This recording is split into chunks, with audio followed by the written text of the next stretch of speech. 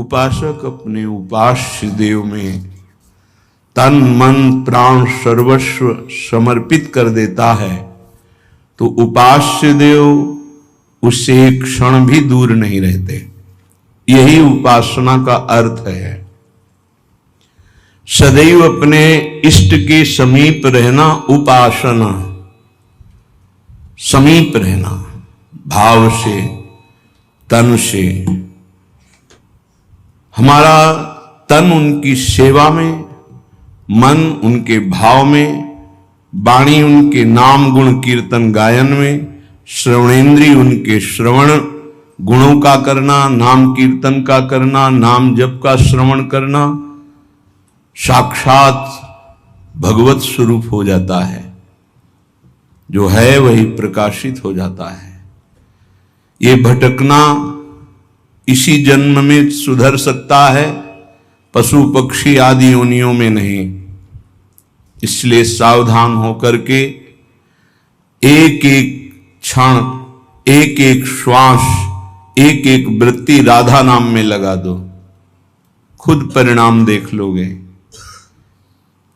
श्री कृष्ण चंद्रजू को कोई अपनी तपस्या के द्वारा यज्ञ दान वेदाध्ययन तीर्थ स्नान आदि के द्वारा कभी वशीभूत नहीं कर सकता।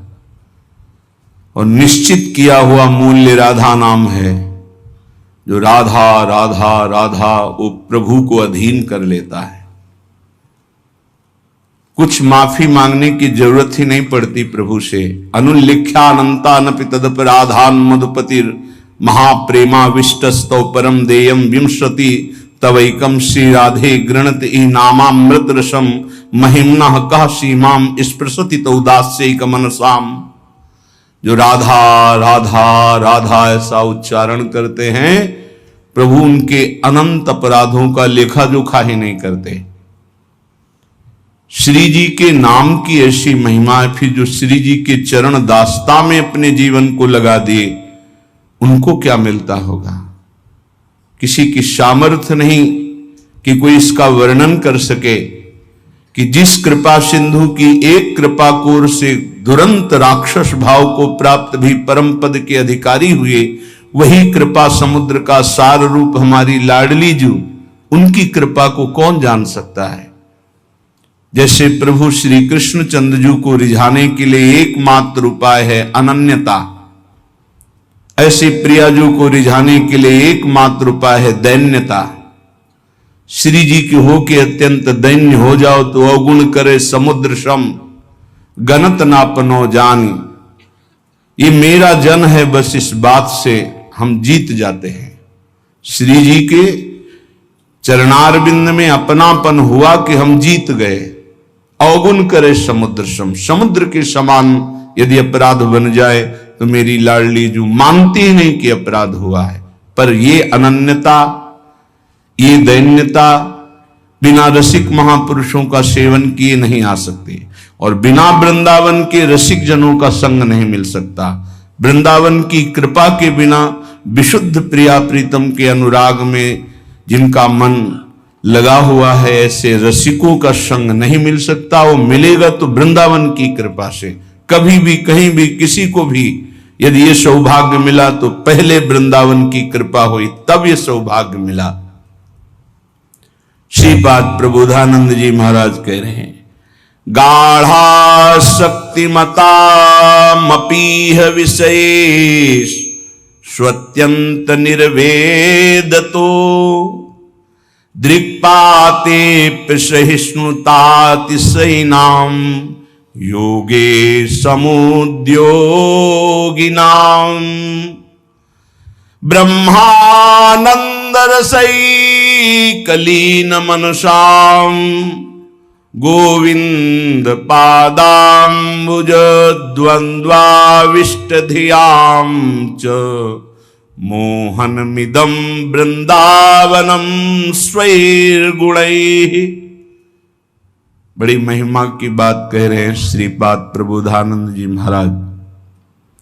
स्वैर्गुणैः मोहनोपि अपने प्रभाव से तुम्हारे मन और चित्त को मोहित करके प्रियालाल के चरणों में समर्पित कर देगा। ये वृंदावन का प्रभाव है। जब अपने को सबसे दीन समझा जाए, नाम जापक अपने को सबसे दीन समझे, मैं सबसे नीच, ओ ऐसा आप सत्य मानिएगा। जो नाम जापक है वो कोई बनावटी नहीं कि वो बनावटी बोलते मैं अधम हूं, मैं दीन हूं, मैं नीच हूं, ऐसी बात नहीं। अनुभव होता है प्रभु की कृपा कहां और कहां मैं नीच, ऐसा दोनों का तारतम्य अनुभव होता है। अहंकार के कारण आपको अनुभव में नहीं आ सकता, लेकिन जब अहंकार रहित होगे तो दिखाई देगा कहां प्रभु की अपार कृपा और कहां अपनी अधमता, दोनों का। देखो स्वामी जी महाराज श्री ललिता जी के अवतार हैं, श्री स्वामी हरिदास जी, और अपने सिद्धांत पद में कह रहे हैं मोसो ना बिगारन को और तोसो ना संवारन को, तो ही मोई पड़ी होड़। अब विचार करो, हरिवंश महाप्रभु हित सजनी के अवतार हैं, वो कह रहे हैं क्वाहम तुच्छा परम मधमा प्राण हो गर्ह कर्मा। कहा मैं तुच्छ अधम अपराध करने वाला हूं, कहा ये नाम, ये राधा नाम तो सिर्फ वृंदावन की महिमा जो मेरे हृदय में स्फुरित हो रहा है। क्या है ये? कोई साधक है, कोई संत है? ये तो साक्षात भगवान आचार्य रूप में अवतरित होते हैं। तो जब जब होए धर्म के हान, सेवक जी महाराज हरिवंश महाप्रभु के लिए लिखते हैं, जब जब होए धर्म के हान तब तब तनु धरि प्रगटत आन, जान और दूजो नहीं। तो उपासक को चाहिए, जो नाम जापक उसका नाम तभी प्रकाशित होगा जब उसमें दैन्यता आए कि मैं तो वास्तविक मैं बहुत अधम हूं, लेकिन हम पर प्रभु की बहुत कृपा है। ये दोनों साथ होने चाहिए, केवल अधम ही कह के नहीं रुकना है।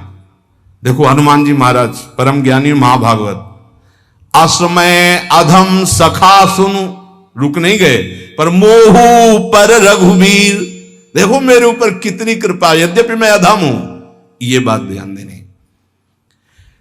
नाम जापक उपासक तभी दिव्य ऊंचाई पर पहुंचता है जब तरण से भी अपने को नीचा समझता है। बहुत सहनशील होना चाहिए नाम जापक को, नाक में गुस्सा नहीं होना चाहिए। और ध्यान रखना, भजन करोगे तो ये आ जाएगा, सही ढंग से चलोगे तो नाक में गुस्सा आ जाएगा, क्योंकि अभिमान स्फुरित होगा जो अंदर है, उसको दमन करने के लिए गुरु शासन में रह जाता है। त्रिभुवन में कोई दूसरा नहीं है जो भजन का अभिमान नष्ट कर सके, केवल गुरु नष्ट करते हैं।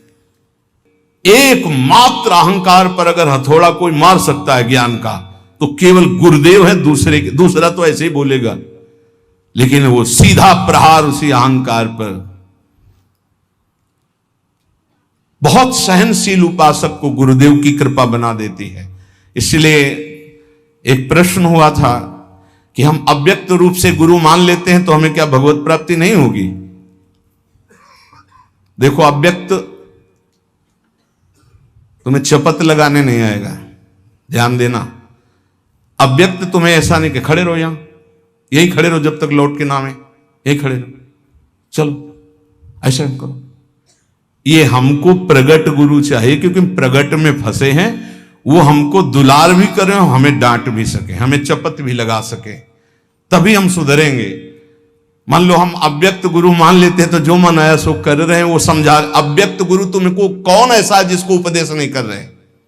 आप बुरा करने चलते हो, अव्यक्त गुरु अंदर रोकते, मान पाते हो आप? एक त्रिभुवन में गुरुदेव के सिवा कोई ऐसा नहीं है जो निर्विकार और निरहंकार कर सके। ये हम खुली बात कहते हैं। भगवान भी हमारे हृदय में बैठे रहे, निर्विकार नहीं किए।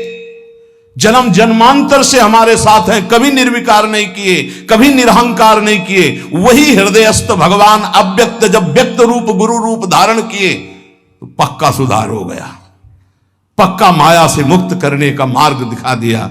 नहीं तो हाथ उठा कहते चाहे सर के बल खड़ा होकर तप करे, अहंकार पे कोई फर्क नहीं पड़ता। 10-10 हजार वर्ष तक खड़े रहे, जटाओं में घोंसले बन गए, चिड़िया बैठी, तुम कितने साल जियोगे? सारा अहंकार मिट्टी में, सब ज्ञान है तो क्या हुआ? केवल जल पी के रहे तो क्या हुआ? कितने ऐसे पशु पक्षी जल आहार करते हैं, उनको भगवत प्राप्ति हो गई। हर अहंकार की धज्जियां गुरुदेव उड़ाते हैं, और जब गुरुदेव का ऊपर वरद हस्त नहीं रहता तो सिद्धता का नाटक शुरू हो जाता है, नाटक शुरू हो जाता है। इसीलिए अत्यंत दैन्य भाव वास्तविक जब आएगा तो गुरुदेव के चरणों में आएगा। पक्का समझो, हम आपको हृदय की बात कहता हूं, जब तक गुरुदेव की कृपा नहीं तो दो बातों पर विजय नहीं प्राप्त की जा सकती। विकारों पर षड विकार जित, ये गुरुदेव की कृपा, और अहंकार रहित होना केवल गुरुदेव की कृपा, ये दैन्यता केवल गुरुदेव। ये खूब अंदर की बात कह रहा हूं, खूब साधन मार्ग में चल के कह रहा हूं। जब तक गुरु कृपा नहीं होगी प्रगट गुरुदेव की, तब तक दो बातों पर विजय नहीं प्राप्त की, एक तो विकार और दूसरे अहंकार। बहुत सहनशील होना, सहनशील गुरुदेव बनाते हैं, ठोक ठोक के हर जगह, जहां कमजोर हो वहीं पीट पीट के। दूसरों को मान देना और स्वयं अमानी रहना, यह गुरुदेव की कृपा से ही आता है। जो शुद्ध रसिक महापुरुष भगवत प्रेम में डूबे हुए हैं, वही अमानिना मान देन स्थिति प्रदान करते हैं। ये स्थिति बनावटी नहीं होगा, बनावटी टिक नहीं पाएगा। चाहे जितना भारी विद्वान तपस्वी पांडित्य से युक्त क्यों न हो, जब तक वो अपने को तृण से नीच नहीं समझता, सहनशील नहीं होता, दूसरों को सम्मान देना, स्वयं अमानी रहना, तब तक उसमें भगवत भाव का प्रादुर्भाव नहीं होता। ये बात बहुत ध्यान देने की है, नहीं खाली भटकना पड़ेगा। ऐसे हमसे बनते रहेंगे कि अंधा बटे और पड़ा चबाए। भजन करना कठिन, करके बचाना कठिन, बचा के पचाना कठिन। उपासक को चाहिए कि भूख लगे तो आधा पेट भोजन कर ले, प्यास लगे तो जल पी ले। जो विरक्त है उसे सदैव अपने साधन पथ को पुष्ट करते रहना चाहिए। अपने भजन, अपने साधन, अपना संयम, अपना ब्रह्मचर्य। कलयुग में सरल, सहज, महामहिम, परम सिद्धि प्रदान करने वाला नाम है, नाम। एक बहुत बड़े विद्वान थे, महाप्रभु चैतन्य देव नाम जी की महिमा वर्णन कर रहे थे, तो उसने कहा ये सब हम नहीं मानते, ये शास्त्रों में अर्थवाद कहा गया है। अर्थवाद कहते हैं कि फल स्तुति का वर्णन है, ऐसा वस्तुता नहीं है। इतना सुनते ही महाप्रभु ने कानों को ऐसे अंगुली से बंद किया और कहा कृष्ण कृष्ण कृष्ण कृष्ण कृष्ण, श्री हरि श्री हरि श्री हरि श्री हरि। कितनी बड़ी पाप की बात कह दी और हमने सुन लिया। अरे नाम की तो निंदा कर दिया, सुनने मात्र से पाप लगता है। चलो सब चलो, वस्त्र सहित गंगा स्नान करो। इस अपराधी के मुख से नाम की ऐसी अवहेलना सुनने के कारण हम सब अपवित्र हो गए। महाप्रभु सब के सब वस्त्र सहित सचेल, सचेल में कहते हैं कि वस्त्र सहित, वैसे ही गंगा स्नान किया। फिर गंगा जी में खड़े होकर के महाप्रभु भक्तों को कहने लगे, भाई तुम सच्ची मानो, अखिल कोटि ब्रह्मांड नायक श्री कृष्ण के एक एक रोमकूप में असंख्यों ब्रह्मांड है। उन श्री कृष्ण को अधीन करने की सामर्थ्य श्री कृष्ण का नाम रखता है। मैं गंगा में खड़े होकर कहता हूं, पक्का पक्का। ये विद्वता भी बहुत कभी कभी भगवान से विमुख कर देती है। एक श्वास में एक नाम ले लिया, कृष्ण, राधा, राम, हरि, भारी पड़ जाएगा तुम्हारे हिसाब में। जब तुम्हारा शरीर छूटेगा और तुम्हारे रजिस्टर को देखा जाएगा तो एक कृष्ण नाम निकलेगा, तो वो तुम्हें तार देगा। एक कृष्ण नाम, ये ध्रुवदास जी महाराज कह रहे हैं, एक नाम त्रैलोक ही तारे, जो ना ले सो जन्म ही हारे। पूरे जन्म में यदि भगवान नाम नहीं लिया तो व्यर्थ चला गया जन्म। और जिसने एक बार कृष्ण कहा, राधा कहा, हरि कहा, भारी पड़ जाएगा। यमराज जी महाभागवत हैं, एक नाम की कीमत क्या है? पूरा त्रिभुवन नहीं है, वो विजय को प्राप्त होगा। असंख्य ब्रह्मांडों के स्वामी अजित को जो जीत ले वो है नाम। कोई योग के द्वारा उनको वशीभूत नहीं कर सकता, तपस्या के द्वारा नहीं करता, तत्वों की संख्या की गणना करके सांख्य योग के द्वारा उनको वशीभूत नहीं कर सकता। अगर कोई आज तक वशीभूत किया है तो नाम जापक ने किया है। सुमीर पवन सुत पावन नामू, अपने बस कर राखे नाम। ये नामापराध में 10 नामापराध में एक अपराध है नाम में अर्थवाद की भावना करना। इसलिए जो भक्ति विहीन, उनकी कभी बातें नहीं सुननी चाहिए। बड़े बड़े मंत्रों का जाप, तपस्या, पूजा पाठ, यज्ञ, दान, अनुष्ठान कोई भी नाम की बराबरी नहीं कर सकता। गंगा में खड़े होकर महाप्रभु चैतन्य देव कह रहे हैं, स्वयं भगवान श्री कृष्ण चंद्रजू कह रहे हैं, न साध्यति माम योगो न सांख्यम धर्म उद्धव न स्वाध्याय तपस्त्यागो यथा भक्तिर ममोर्जिता। भक्ति का स्वरूप क्या है? देवर्षि नारद तदर्पिता अखिलाचारिता तद स्मरणेन परम व्याकुलते। हर समय भगवान का स्मरण करते हुए अपने कर्तव्य कर्म को भगवान को समर्पित करना, यह उत्तम भक्ति का लक्षण है। और यही मनुष्य जीवन का परम लाभ है कि प्रभु के चरणों में प्रीति हो जाए। यही ज्ञान का, योग का, धर्म का, कर्म का, सबका फल है। अगर ये नहीं तो बड़ी दुर्गति है। एक बड़ा पशु चलने में असमर्थ, उसके गुदा द्वार से पीछे से कई नोच नोच के उसे खा रहे हैं, और वो केवल चिल्ला रहा है, ना भाग पा रहा, ना कोई बचाने वाला नहीं। साहब वैसे जिंदा पीछे से नोचे। अब जब तक उसके प्राण रहेंगे कितना भयानक कष्ट पा रहा है। थोड़ा थोड़ा नोच नोच कर खा रहे। विशाल पशु है, भैंसा उठ नहीं सकता, अब उसे खा रहे। जितना छक जाएगा पेट वो चला जाएगा, दूसरा आएगा खाएगा वो चला जाएगा, जब तक उसके प्राण नहीं निकलेंगे। भयंकर कष्ट पा रहा है। ये प्रत्यक्ष यहां की दशा है। नरक आदि की तो कितनी उद्धार कर लो मानव जीवन में, ये मनोरंजन के लिए नहीं है। बहुत भयावह संसार है जिसे तुम देख नहीं पा रहे हो। जलज्ज्वालम शीतै स्वपदम करंदै शमयतु, ये जलती हुई ज्वाला है, बचना है तो स्वपदम करंदै शमयतु, प्रिया प्रीतम के चरणारविंद की शीतलता से इन तीनों तापों का दमन करके प्रिया प्रीतम को प्राप्त कर लो, अन्यथा कोई उपाय नहीं। मनुष्य शरीर छूटा कि धोखा ही धोखा। क्या तुम समझते हो अविनाशी हो तुम? ये तो नहीं समझ पाए तुम अविनाशी हो। तुम तो देह भाव में विचरण करते हुए भोगों में राजी हो, तो तुम्हें देह ही मिलेंगे, लेकिन ये देह नहीं मिलेगी। बार बार ये देह नहीं मिलती। रसिक शिरोमणि श्री ध्रुवदास जी महाराज कह रहे हैं, बार बार तो बनत नहीं यह संजोग अनूप, मानुष तन वृंदा विपिन रसिकन संग विरूप।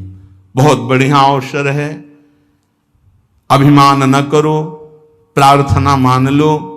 ये जो महापुरुषों की वाणी, संतों की वाणी है, ये आपके परम मंगल के लिए है।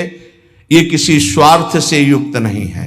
ये तुम्हारे परमार्थ को, परम अर्थ, परम सुख प्रदान करने वाली है। कोई कितना भी तुम्हारी निंदा करे, क्षमा शस्त्रम करे यस्य दुर्जना किम करिष्यति, अतृणे पतितो वह्नि स्वयमेवोप शाम्यति। वैष्णव के पास एक महान अस्त्र है जिससे वो दूसरों को परास्त करता है। क्या? क्षमा। ध्यान देना, ये वो अस्त्र है जो सांप से भी भारी है।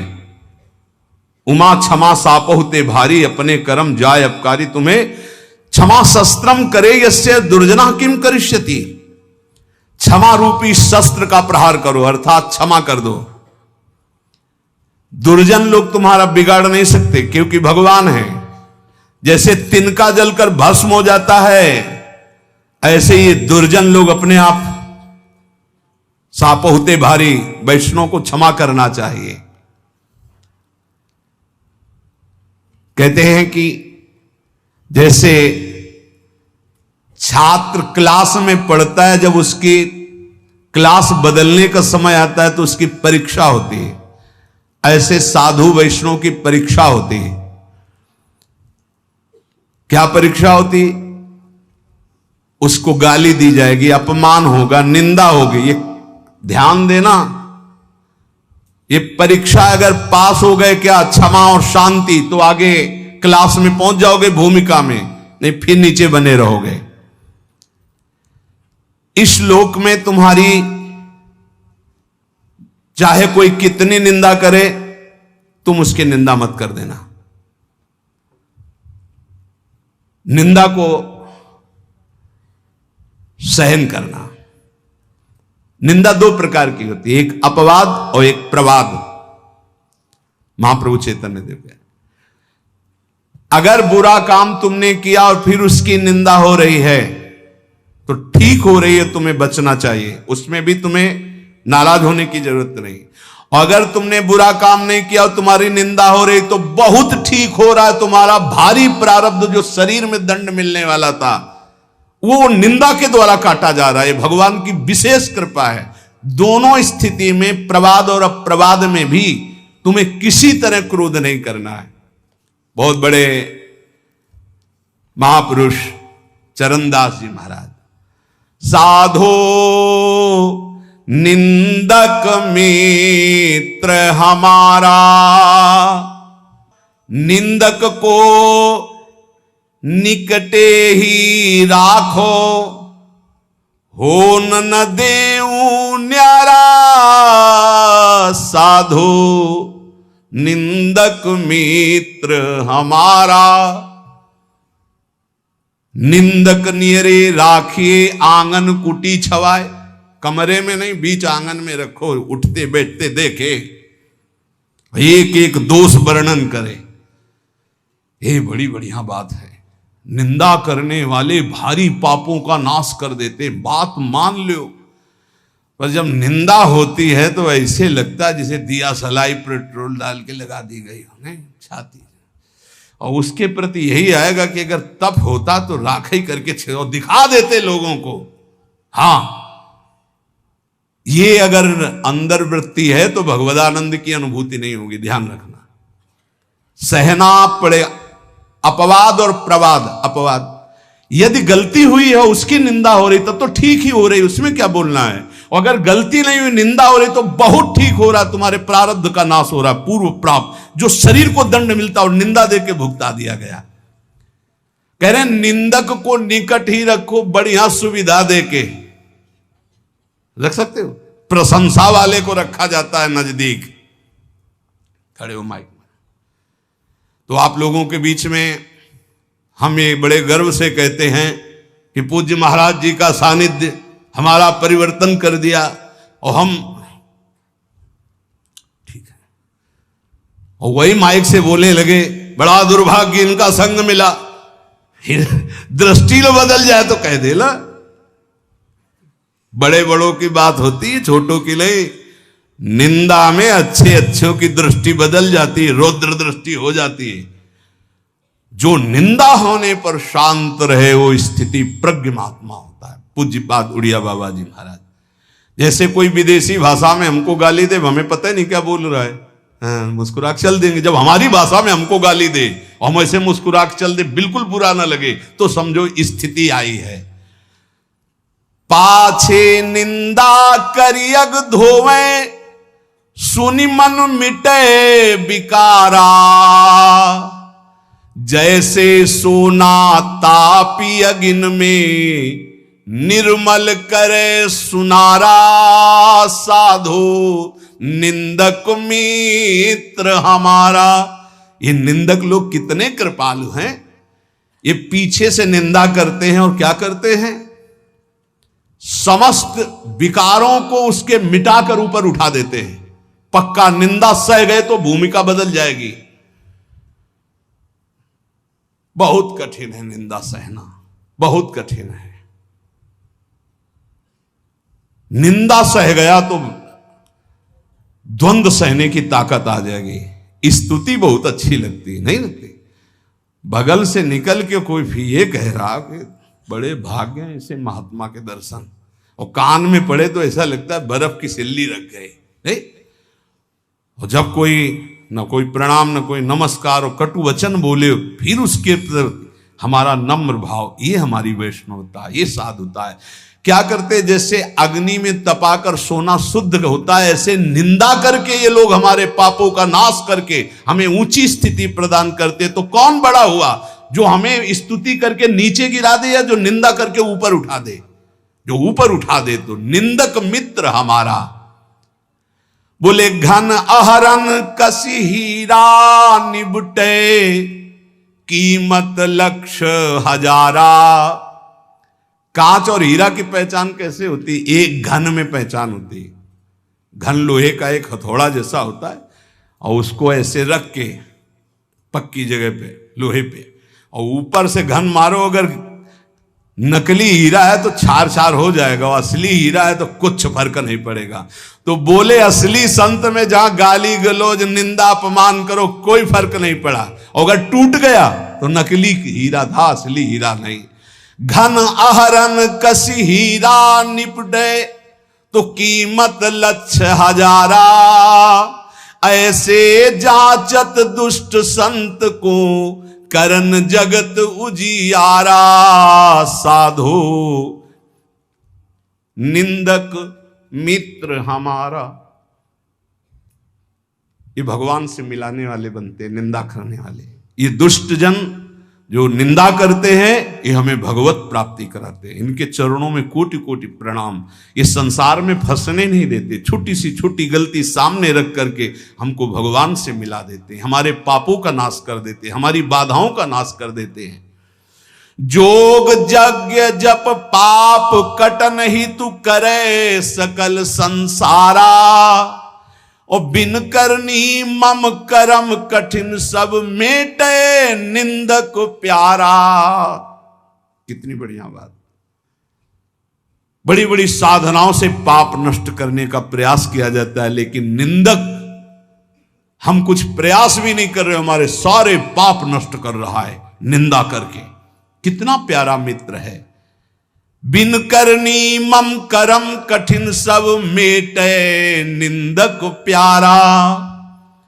सुखी रहो, ये कोई संत ही बोल सकते हैं, ये केवल संत हृदय बोल सकता है। सुखी रहो निंदक जग माही, रोग न हो तन सारा। हमारी निंदा करने वाला, उतरे भव निधि पारा। ये कोई महात्मा ही बोल सकता है, दूसरे की ताकत ही नहीं। कह रहे हैं निंदक सुखी रहो, इस लोक में तुम्हारे शरीर में कोई रोग ना हो, और मेरी निंदा करने वाला परलोक में भगवान को प्राप्त हो, ये मेरा आशीर्वाद है। क्या संत है, क्या इनका हृदय कौन जान सकता है। सुखी रहो निंदक जग माही, रोग न हो तन सारा। हमारी निंदा करने वाला, उतरे भव निधि पारा। साधो निंदक मित्र हमारा। निंदा जो कर रहे हैं, निंदक के चरणों की स्तुति भाखों बारंबारा। चरण दास कहे सुनियो साधु, ये निंदक साधक भारा। ये निंदा करने वाले भगवान की प्राप्ति कराने में बड़े सहायक हैं। हे साधु, कभी इनकी निंदा मत करना। जो तुम्हारी निंदा करे तुम सह जाना, तुम्हें भगवत प्राप्ति करा देंगे, पक्की बात। इसलिए महाप्रभु चैतन्य देव अपने श्रीमुख से कह रहे हैं कि यदि लौकिक और पारलौकिक उन्नति प्राप्त करना चाहते हो तो तुम अपनी निंदा की कभी अवहेलना मत करना। तुम्हारी निंदा हो रही, बड़े प्यार से चुपचाप सुन लेना और क्षमा कर देना, तो तुम इस परमार्थ के क्लास में ऊपर उठ जाओगे। यदि जीवन में किसी के कोई दैवी संपदा की विशेषता और मां भागवती गुण पाए गए हैं तो उन्होंने जीवन में बहुत कष्ट सहा है, गालियां सही है, मारपीट सहे, अपमान सहे हैं, तब जाकर वो जैसे स्वर्ण तपाने पर चमकता है ऐसे वो चमकते हैं। उपासक को लौकिक पारलौकिक उन्नति प्राप्त करने के लिए निंदा, अपमान, तिरस्कार सहना होता है। ये सहने के सामर्थ्य फिर कह रहा हूं, सदगुरु कृपा पात्र में आती है। जो सदगुरु प्रदत्त नाम जप करता है, मंत्र जप करता है और उनके चरणों में दैन्य होके रहता है, उनकी आज्ञा में रहता है, तो ये सब जितनी सामर्थ्य देवी संपदा की वो सब जागृत हो जाती है। खूब नाम जप करें, सहनशील बने, सहनशील ही भगवान को आशय उदार धीरज सहित विवेकी। सहनशील, आशय उदार, धीरज सहित विवेकी, ये परमार्थ का विजयी योद्धा होता है। धैर्यवान, विवेकवान, सहनशील, उदार आशय सबका। देखो कितना उदार आशय कह रहे हैं, जो हमारी निंदा करे कभी अस्वस्थ ना हो, सुखी रहे, जब शरीर छूटे तो भगवान को प्राप्त हो, भवनिधि से पार हो जाए मेरी निंदा करने वाला। क्या महात्मा का हृदय है, बलिहारी है ऐसे महापुरुषों की, जो अपमान और निंदा करने वालों को भगवत प्राप्ति कराते हैं। पूरे महापुरुषों के चरित्रों में यही तो पाया जाता है। हम ऐसे महापुरुषों के बच्चे हैं, उनकी शरण में हैं, तो जैसे पिता के गुण पुत्र में आते हैं, ऐसे आचार्य और गुरु की गुण शिष्य में आते हैं, शरणागतों में आते हैं। हम सब आचार्य की शरण में हैं। ऐसे सहनशील, आशय उदार, धीरज सहित विवेकी गुरुजनों का आश्रय लेकर हम यही लक्षण धारण करें, खूब नाम जप करें। शेष चर्चा आगे।